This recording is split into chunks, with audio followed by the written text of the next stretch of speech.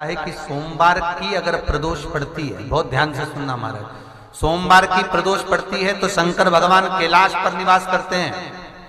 मंगलवार की प्रदोष पड़ती है तो शिव काशी में निवास करते हैं। बुधवार की प्रदोष पड़ती है तो शिव रजत भवन में निवास करते हैं। गुरुवार की प्रदोष पड़ती है तो शिव गंगा के स्थल पर निवास करते हैं। शुक्रवार की अगर प्रदोष पड़ती है तो शिव नीलकंठ पर विराजमान होते हैं। शनिवार की अगर प्रदोष पड़ती है तो शिव शमी के वृक्ष के नीचे रहते हैं। और रविवार की जब प्रदोष पड़ती है तो शिव बेलपत्र के पेड़ के नीचे निवास करते हैं। महाराज, ये एकादशी शंकर से कह रही है कि आपका स्थान ये नहीं कि आप कैलाश पर मिले, उस बार को, उस तिथि के दिन, उस अनुकूल।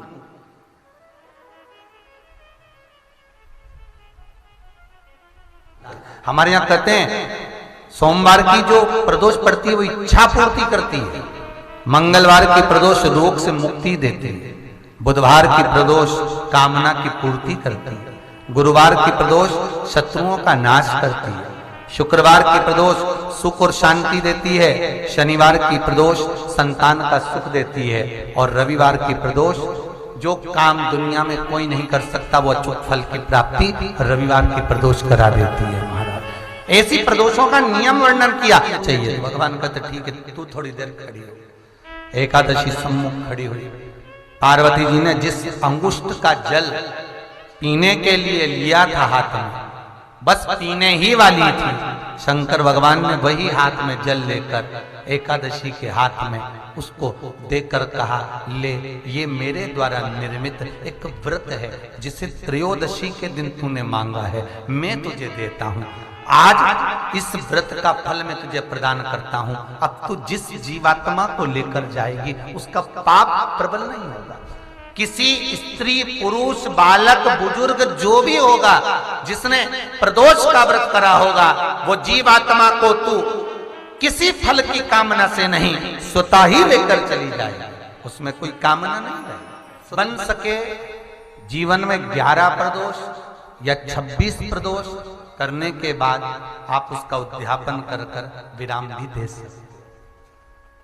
पर जीवन में एक बार प्रदोष का व्रत मौका मिले, जिस कामना से, जिस दिन का भाव आपके मन में आए कि मुझे रोग से मुक्ति पाना है तो ये प्रदोष मुझे करना है, मैं रोग मुक्ति के लिए, हम जो भी आपके मन में आ रहा है, संतान प्राप्ति के लिए शनिचरी प्रदोष, आप उसका स्मरण करें।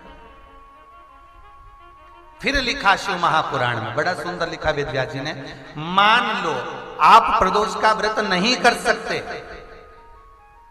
आप अगर व्रत नहीं कर सकते तो प्रदोष के दिन, प्रदोष काल में शाम का समय सूर्यास्त का कुछ पल, कुछ घड़ी के पहले से लेकर बाद तक का प्रदोष काल के अंतर्गत आप शंकर जी के मंदिर में जाकर 1 लोटा पानी, 5 बेलपत्र भी अगर समर्पित करते हैं तो संपूर्ण प्रदोष का फल आपके भाग्य में प्रबल हो जाए।